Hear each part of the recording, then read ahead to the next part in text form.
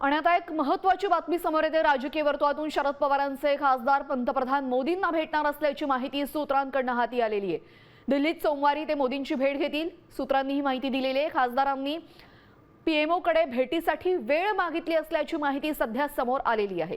शरद पवारांचे खासदार पंतप्रधान मोदींच्या भेटीला जाणार आहेत।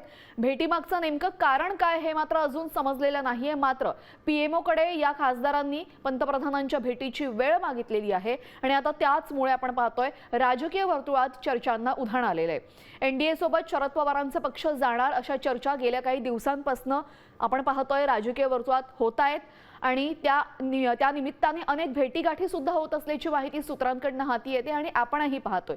मात्र या भेटीगाठी फक्त राजकीय निमित्त मतदारसंघातली कामं या संदर्भात होत असल्याचं स्पष्टीकरण जरी मंत्र्यांकडून दिलं जात असलं, जरी खासदारांकडून दिलं जात असलं तरी मी साम टीव्हीच पाहते, तिथल्या बातम्या मला रिलेट करतात।